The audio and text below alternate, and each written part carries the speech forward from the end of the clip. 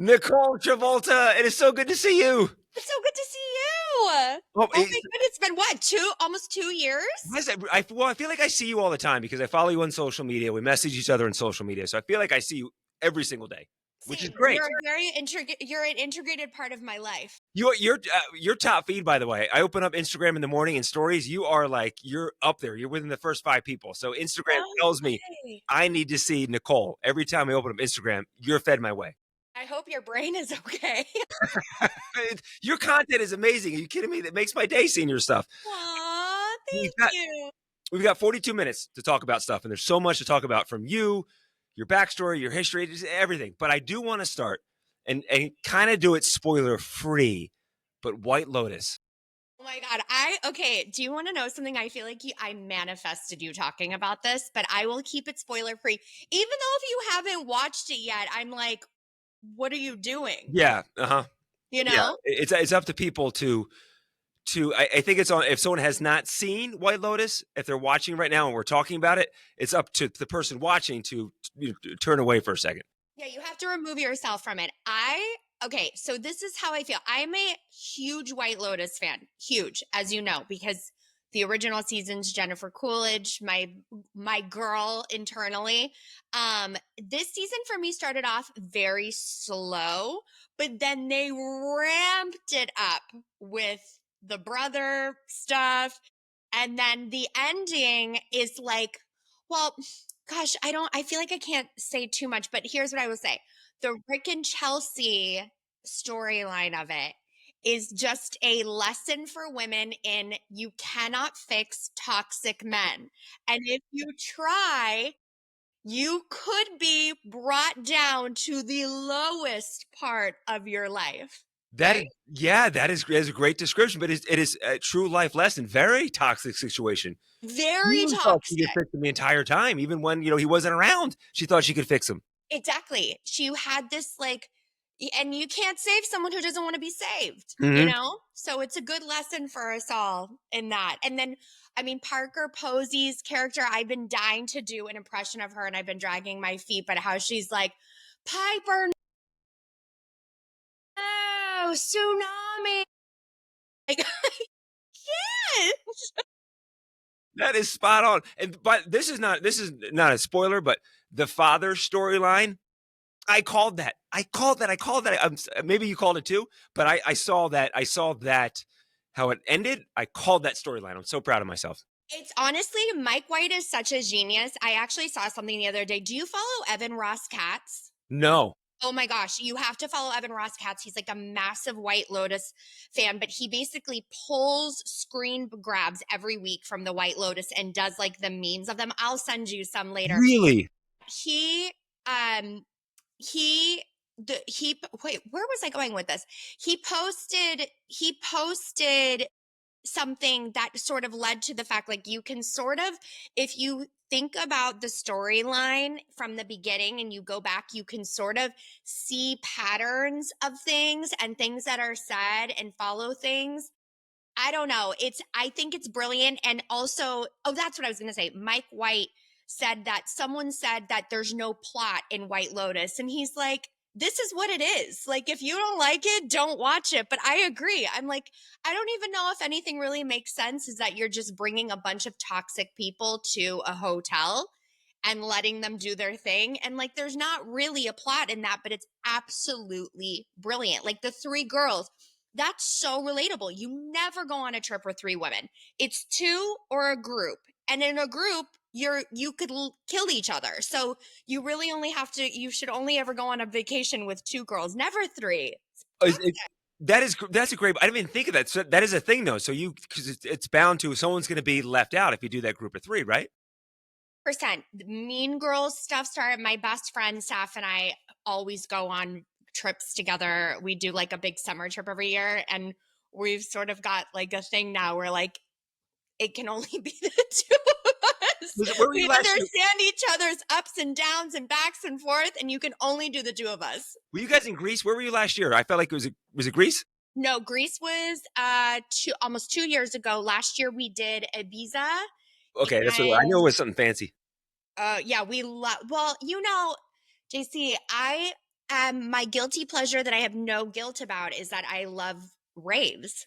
I love like a Yeah. rave, like an EDM show. So we always try to go to somewhere that has that sort of vibe. So we did Ibiza in Switzerland, and then we did Paris, and it's the best. And we're trying to figure out what we're going to do this year. So Well, our own little White Lotus. if when you follow Nicole on social media, but I love watching your timeline and your stories because you guys would be like out to dinner and talking about maybe you're tired or something and kind of just struggling to going out and you're there. And then next one is like, woo, woo, woo, you're at a rave.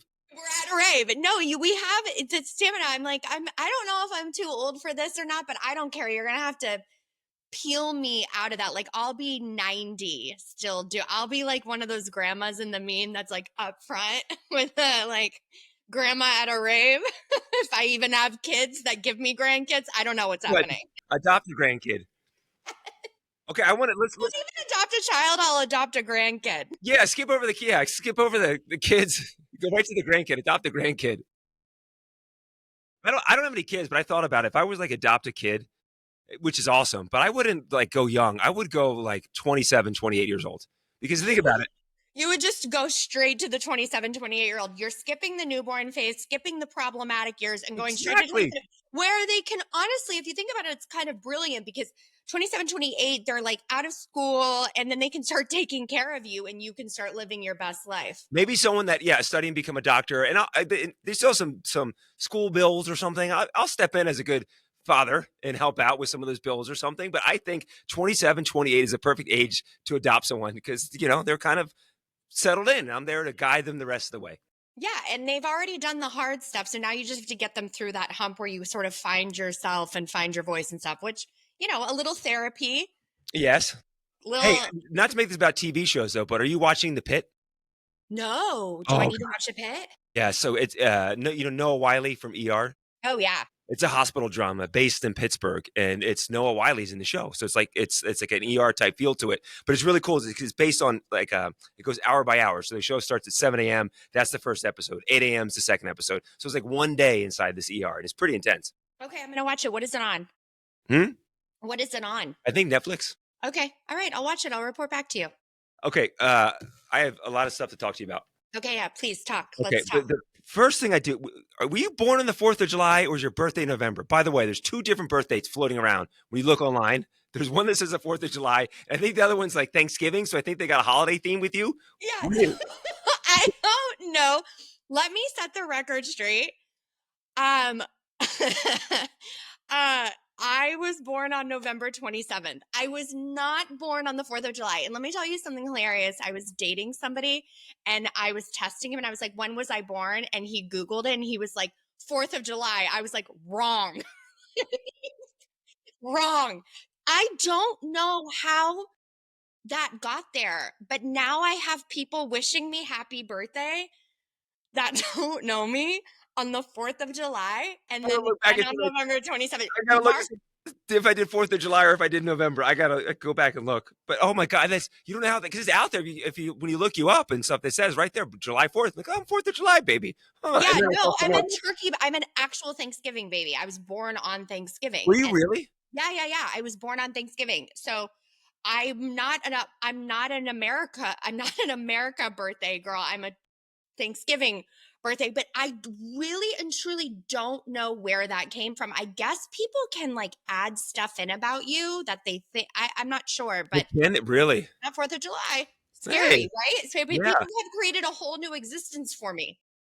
So, but okay, being born on Thanksgiving, that's awesome. How many do you have? Like, 'cause Thanksgiving kind of varies each year. Have you had a lot of then Thanksgiving birthdays as far as celebrations? And how is that having an actual birthday party on Thanksgiving? I don't like it. Yeah. You're not, This is you're not sound real like a there. little bit of a brat, and I swear I'm not. I'm a super nice person, but You like are the sweetest.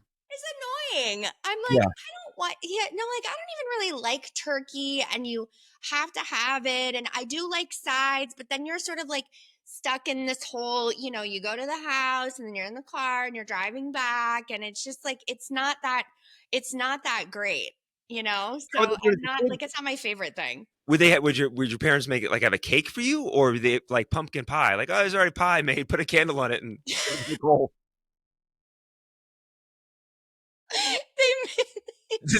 They made a cake? They do make it. Okay. I just I just figure like the pumpkin pie comes out. Give Yeah, them that's from Marie Callender's. Yeah, Please know exactly. what Marie Callender's is. Okay, okay. If you don't know what Marie Callender is, for the listeners, it's like this very famous place. Everyone gets their freaking pies from there. It's It's hilarious. so good. It's so good. It's so good. Oh my Um, god. okay, so we got that out of the way. Your first, like one of your first big TV roles was One Tree Hill, right? Oh my god, yes. Oh, That was my very first job in television. I booked that and I it was a co-star and I was a female roadie and I still remember my line. I had one big line. And I okay. got it made my Screen Actors Gold card. So it sort of like changed my trajectory as an actor. But my line was, "Hey Haley, there's a tall dark hottie in the green room. Says he's your biggest fan." I love that that you still remember it. And then to get SAG, you have to say 5 words, right? Yeah. And Yeah. that I think, how many did I say? "Hey Haley, there's a tall." Oh, I said more than five. So it was Yeah, really, you're SAG off of that. yeah, I might as well have won an Emmy. Yeah. By the way, can we break that line down? There's Yeah. a tall what one more time? There, "Hey Haley, there's a tall dark hottie waiting in the green room. Says he's your biggest fan." Okay, was it a stalker episode or was it Michael Chad McMurray's brother on the show? What's his name? 'Cause It was a guy who was like courting her for business, and he was a tall dark hottie, but he was Mhm. a guest star. And Oh, I Haley was like touring. And so I okay. was like her, I don't even know what a female roadie is. I guess they just really work on like on the, I know what groupies are, but I was kind of, I still till this day, I'm like, I guess I just sort of was like assisting her on the road. But it was so fun because I got to go to North Carolina and it was real. It was, I'll never forget that. Well, you hear stories about Daniel Day-Lewis. He gets into character. Like when he was doing Lincoln, he was like Abe Lincoln like all the time. He never broke character. Did you get into like roadie character? Did you follow roadies? Like how did you land that part of being a roadie? Did you just went in? Did you watch a roadie? How do you land that part? Well, so I lived at the time, I'm from LA, but I lived in Florida at the time. And so because the casting office, they cast those roles on the East Coast. And so I had done like a casting workshop with the casting directors of the show and they really took to me. And so they actually had me audition for the role of a stripper at one point, that a On One Tree stripper Hill? guest star on One Tree Hill. Yeah, it was like Okay. she had like a, again, like a smaller storyline, and I didn't get it, and then I put myself on tape for this, and then I booked it. And I don't really know, the trick with those roles, because you're really just there to move the story along, and I think that some people go in with this attitude of like, this is my moment, this is my moment, but really the trick is to just JC would be like, this is it.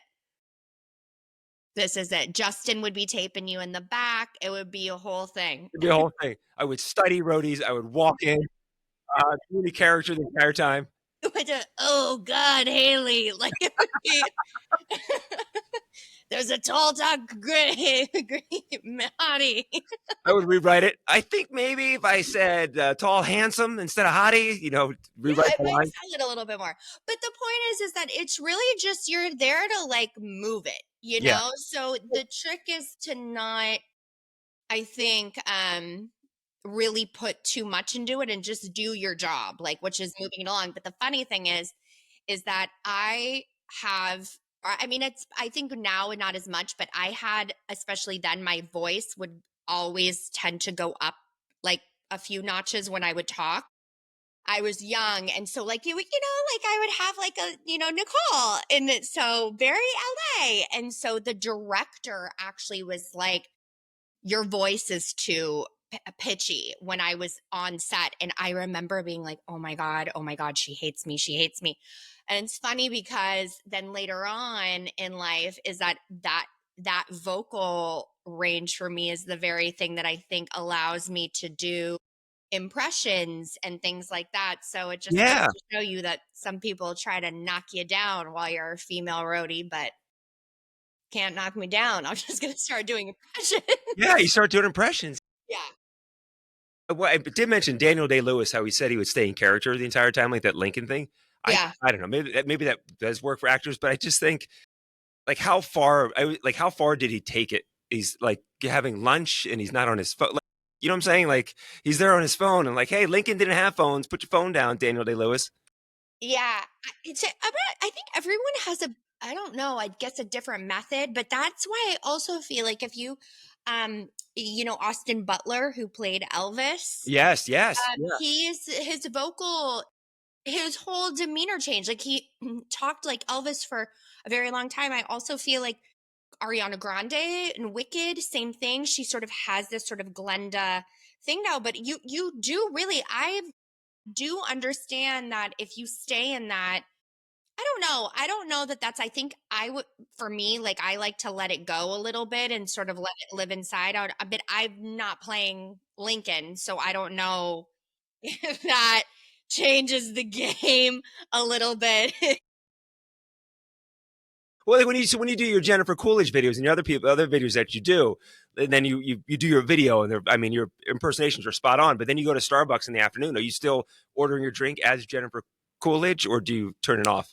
In a dream world I am, but I will tell you this, that I have done her so much that I do notice that I can slip into her, like if I'm like, "Oh god," but without the face, like, you know, but Uh-huh. then, you know, like it just sort of slips in and out. Or I've done an audition and my acting teacher has been like, "Don't do Coolidge." And it's not on purpose, but like it just sort of lives inside of you like that.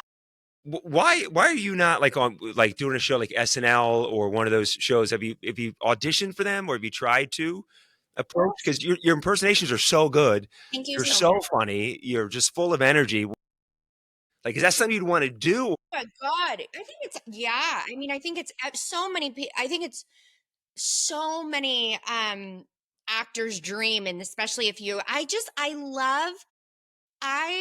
love the art of becoming somebody else, and whether that being a character or an impression, observing people, taking people on, and not even just the you know the voice. Like if you look at like even when we were talking about Parker Posey, how she's just sort of like Piper, no, and the way she like drops her mouth and she's on lorazepam and stuff. But the way that they sort of become these characters on SNL is such a gift that it's brilliant. I have auditioned. I've only auditioned once, but I'll tell you what my dream and my master plan is that Okay. my show is going back to New York for like 8 to 10 weeks for like a full commercial off Broadway run at the end of the year. So I'm like, Yours are doing all right? Oh, that's yes, awesome. yes, That's huge. Like, it's an yes. off-Broadway run that's happening? Yeah, so I'll go into that more, but my goal is like once I'm there, they're gonna come Yes. and they're gonna see it. There'll be And then they're gonna people be will be like, talking about it. "Let's Yes, they'll be talking about the show. go." Ah! To be on that.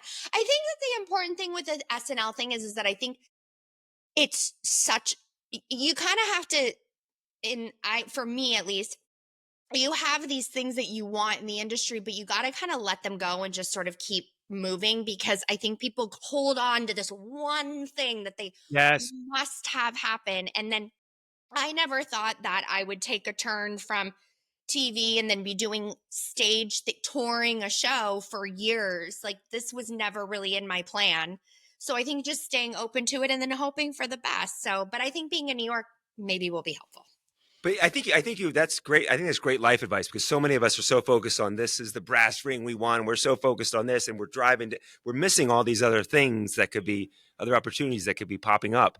Because when I see you and talk about you, I know you're an actress and you've got great credits as well, but I think of you first as in that comedy role. That's where I think of you first. My mind goes to you, your stand up, your show. I think that, and then I think not taking anything away from it, but I think acting second for you. To me, you're comedian first and then acting second. But Thank you. you're great at both. I'm just saying, I think you've really embraced that role with your show. You've really gone down that road. Yeah, I think I there's something really I mean my show is so vulnerable and it has heart and there's there's so many layers to it that I think it sort of peeled back a piece of myself. Like, as you know, when we first met, it's about my struggles and my mistakes and my figuring it out after and during and evolving as a human and stuff. And so I for me feel like this has really peeled a layer of my skin off and just allowed me to be sort of the weirdest, most authentic version of myself instead of the person that I was before, which is the person who got me here today. So I'm not coming down on that person, but I almost I almost feel like it's less of a facade of this idea of what you have of yourself and just allowing yourself to be authentically you. I don't I think it's really opened me up to feeling like very free in my own life, which I'm so grateful for because for many years I didn't feel that way. Well, people, I mean, people love the show. They love you. So just you being you, that's what people want. That's what people love. But how? So we've spoken about it before, but maybe someone's watching for the first time. Let's talk about how you went from you're doing One Tree Hill with the Charlie Sheen show, what anger management. You're Anger doing these management. shows. How do you go from that world to getting to having your one woman show? Let's walk us through what happened and that whole period of your life that kind of changed things for you. So I'll take it from the beat. I had this very, first of all, my show background wise is about, me growing up. I grew up in, a home where materialistic things were a very big act of love.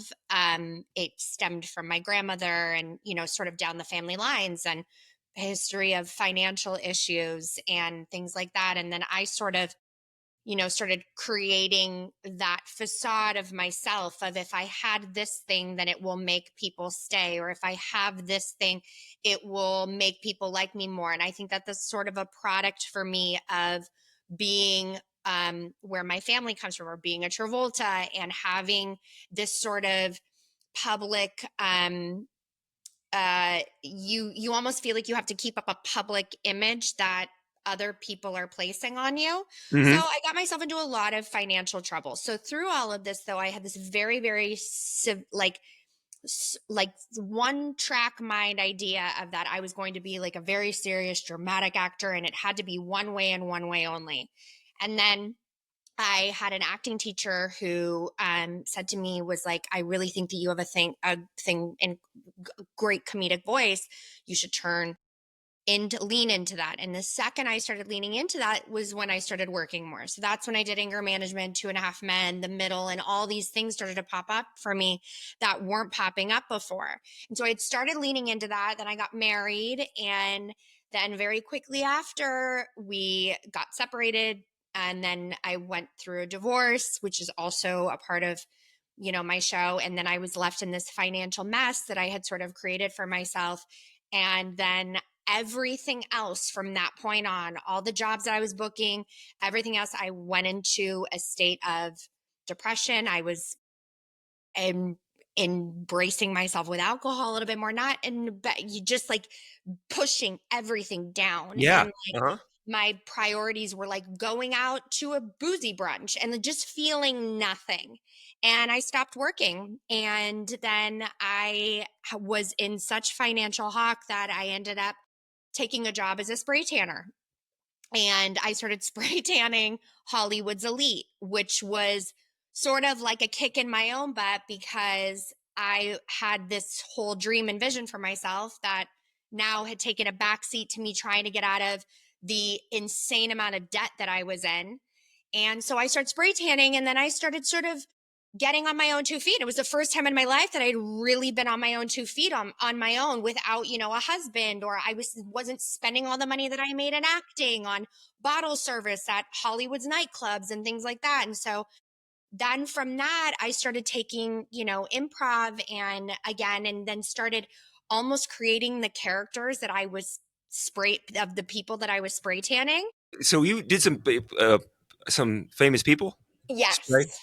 You ever talk about that? I'm not who, but I definitely like in my show I cover it up with other celebrity impressions, but yeah, Okay, but yeah, okay, yeah, yeah. Like okay. but no, I've never. No, I keep it to myself. I protect them, but Yeah, protect your clients like an attorney. protect the clients, I protect the respect it. clients. I respect the privacy. But so Yeah, you I okay, so protect you the clients, but it was crazy. It was the craziest job. The stories were unimaginable of where you would be in these people's homes, and not even celebrities, but even just just a normal person. You're going through, you're seeing them in like their most vulnerable state. So you see all of their like very interesting quirks and all these things and the things that they ask you to do or the things that come out of their mouth. And so started creating this. And then from that point, I started taking classes at Groundlings and I started doing impressions online and characters. And I had this idea like when I really started to heal from all of the pain and all of the family trauma and all the things I had gone through in my life, I started thinking, I'm like, I really feel like I could turn this into a show and include the spray tanning. And so I was taking classes at the Groundlings, which is a very famous place here. It's like where Jimmy Fallon came from and Jennifer Coolidge, and they do sketch comedy and stuff. And I had met my director and co-writer, and I gave her the idea of this. I gave her the show and told her the story, and she was like, "There, no one has done this before. You absolutely have a show. I would love to be a part of it. You have to do it." And so from 2022, the beginning, like February, up until a year later, when I opened the show in January of 2023, we wrote the whole thing, rehearsed it, and then I opened it here in LA. And then that's the year that I met you and we toured it yeah, all you over. brought it to Las Vegas. So how long is the show start to finish when you're on stage? It was like an hour and a half. Now it's about an hour and 15. How is that being on stage for an hour and 15 minutes? How do you comfortable in that environment with an hour and 15 with all the audience members? They bought a ticket to see you. They want to be entertained with all eyes on you. How does that feel? How do you handle that?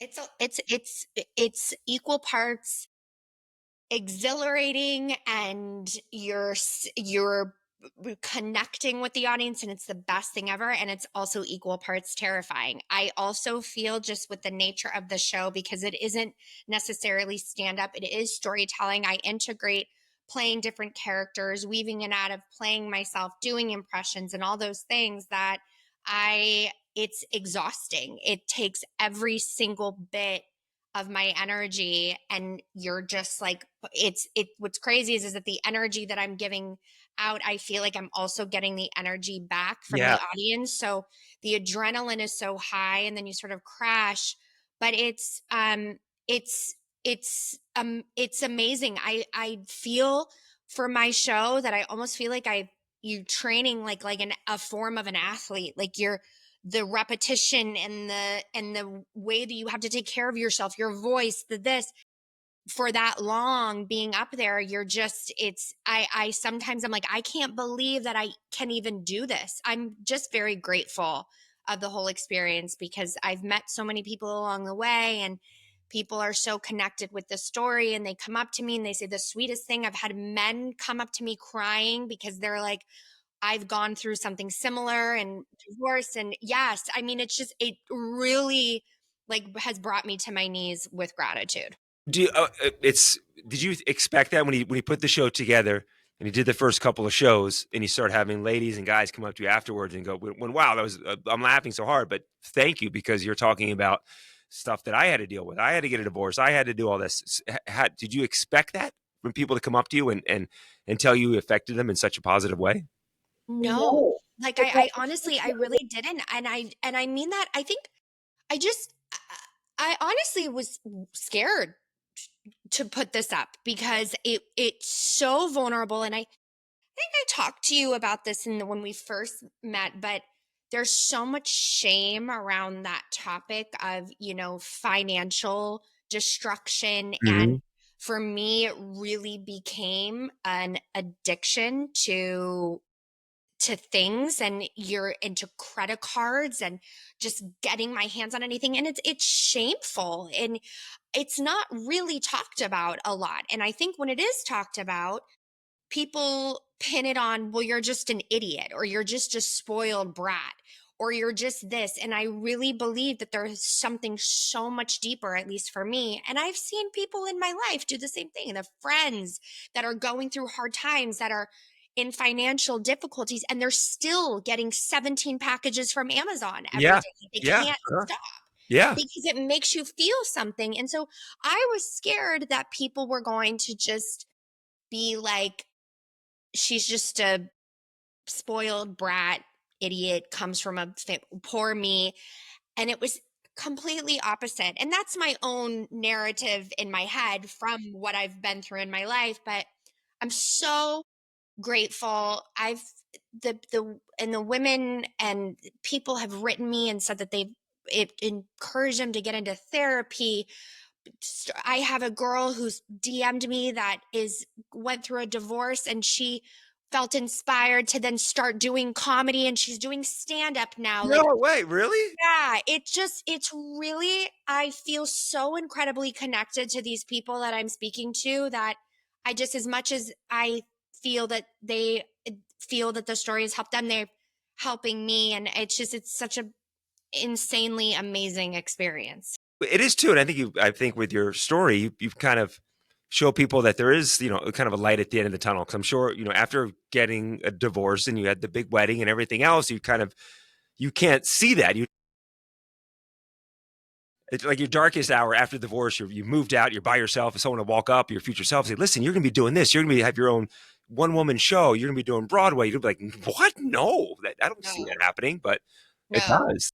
Yeah, and that's the thing, is that that's what you had asked me before, is that it's never, I'm never, I always, my dream is like, I'd love to turn this into a television series. That's like a big dream of mine. But I think the business is so ever changing now that to have your own thing that you're sort of the boss of that, like, this is my baby and I drive this ship, that it's really makes you feel like you can sort of do anything, because Yeah. the business is so much of just like, hurry up and wait, and like sit and wait for the phone to ring. And I think that now we have so much access with social media and being able to do live things. Like, AI is not going to do live theater for us.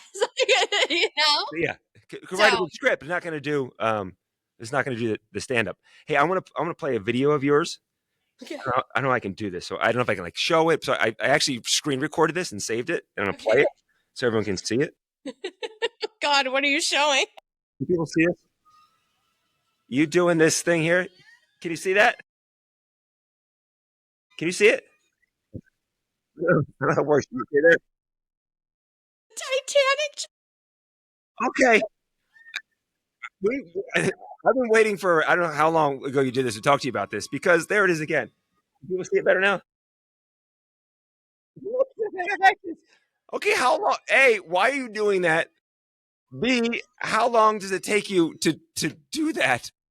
JC, why am I doing anything? Like, Oh my why? gosh! Okay. And you do that in your show. I need a volunteer. Yeah. So, can someone do this? So I would do that too. Like, would someone do the TikTok challenge with the Titanic challenge? By the Okay. way, next time you're in studio here at Channel 8, we're doing that. We'll do it on live TV. Swear to you. You had asked me to do this, and I was like ready to hop a plane. I'm like, am I coming to Vegas? What am I doing? Yeah, I messaged Nicole about the show. Like, I'll be in studio. I'm like, wait, do it Zoom.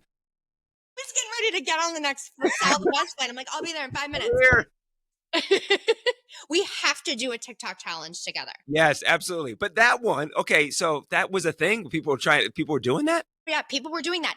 And here's the thing, people were making it look so easy. I was like, oh my God. I'm like, this looks simple. I could do this. I text my friend Tom and Lauren, who are very good friends of mine. And I was like, Tom, I need you to do this TikTok challenge with me. And he's like, yeah. And his fiance, Lauren, was like, you guys can do this. Easy. I go over their house. We order food. I'm like suited and booted. And like, so I'm ready to go. I'm like, everyone is making this look so simple. I'm going to kill this.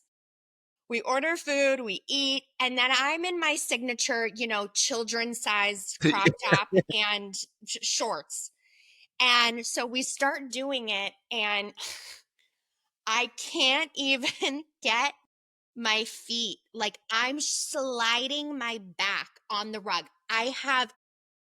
end up having to put that sweatshirt on because I have 4 bleeding rug burns on my back. We finally get it after an hour Is it an and hour? minutes. Because the video is like 2 minutes. You see some of the bloopers. No, I have an hour of footage. Oh my Literally God. an hour of footage. I fell on my head.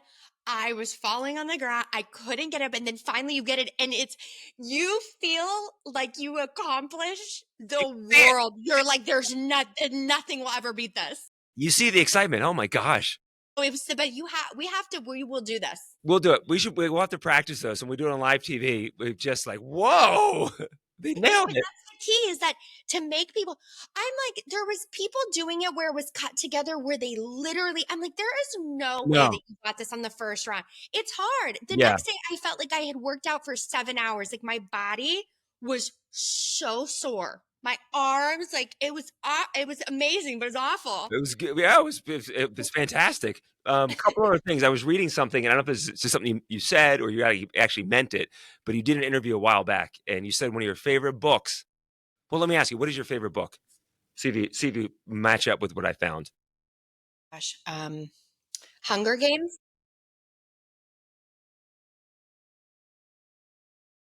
50 Shades of Grey. The Untethered Soul, Oh, yes. One right? of my favorite, yes. That sorry. I'm on to another book right now that I am very in love with called Worthy. And now I'm gonna do this is very awful that I don't know the author on the top of my brain, but it's an amazing book. So that's why I forgot. But yeah, Untethered Soul is So amazing. good, so good. Like, I wouldn't call it self-help. Would you? No, maybe self-help Yeah, or I think so. I think it's definitely a self-help book. I mean, I think so. I think all those books, like it's very, to me, it was very unlocking of just like understanding yourself better. And it's really an amazing book. they talk about happiness, and you have to choose happiness. If you choose happiness, Yes. you got to be happiness in anything that happens in your life. Anything. Do you read a lot of books? I do. I try to read every single night. I try to do 10 pages of like motivational Oh. self-help books. And I have so many different books like on my Kindle. So I'll read like 10 pages and I'll get another book. So I'm the same way as you. Like I'll read a book and I forget the title and the author, but I get a little nugget and then I stop reading or I'll get 5 pages in and just fall asleep. But I try to read every night. To me, I love that so much. I think it's such an important, I mean, this has become part of my healing journey for me has been to do those things. Like I wake up, I journal, I meditate, I try to go on a walk. I'll read. This Worthy book is unbelievably amazing. The next one I want to read is that have you read Let Them? Well, so good. Mel Robbins? Yeah. Yeah. She is like chef's kiss. Yeah, she's amazing. I It's it, mean, but it really is an amazing theory. I haven't read the book yet, but just the idea of we try to control so much, and especially in like the dating world or you're with your friendships and stuff, is that you really, if you're just like, let them, yeah. you want to go, you want to be adored by a village, you don't want just me, do it. Let them.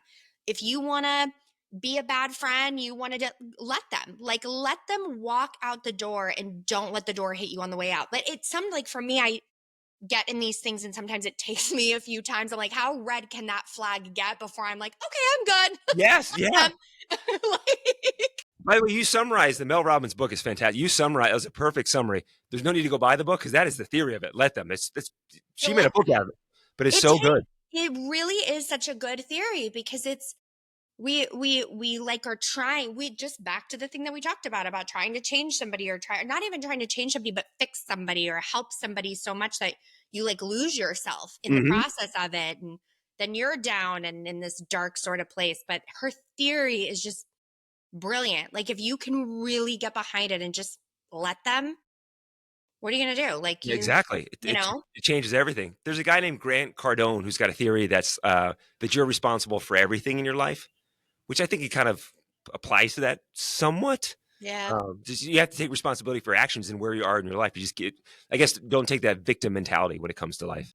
I think it's so important. I think actually when we talk about my show and stuff is that that's the one thing that I was also really hell bent on, is that I never felt like a victim of my situation. I felt it's like you just start, you're sort of going through it, but you're not a victim. I don't ever want to be a victim of my own life. So I think it's really taking responsibility and, sort of going through the motions and learning about yourself and evolving. I've met so many people that I feel like have no interest in evolving as a do you know what I mean by that? And and I know that I'm not coming down on anybody saying, that if you're not in you have to be in the place that you're in, but it's shocking to me how many people that I've come across that have absolutely no interest in evolving Yeah.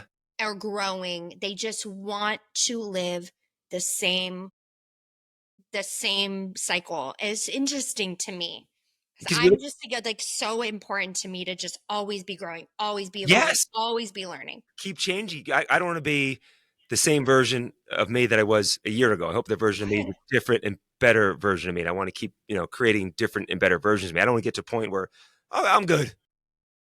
I don't want to be, I always want to be constantly growing, whether it be career, relationships. I just always want to be evolving. To like the next level, the next version of me, I guess. I agree. I'm with you. This is deep. Look at us getting so deep. We started with White Lotus and we ended up here. This was awesome. This was This though, this is my favorite. I love talking about this stuff. I think it's so important. yeah, absolutely. Well, listen, I go 42 minutes and then they cut me off here after the hour. So I wanted to thank you for coming on and doing this. The first time we chatted on TV was for 2.5 minutes. I'm glad we got to go 42 minutes. And the next time you're in Las Vegas, you have to see, look at the news. I'm so proud of you. Look at you. Do you know how, JC, I'm so honored that you asked me. Like you're amazing. I had the best time with you for 2 minutes and I could talk to you for 6 And hours. we can go longer. This was awesome. Well, Nicole, I'm so happy for your success. I can't wait to chat with you again. Thank you so much for coming on JC Unplugged.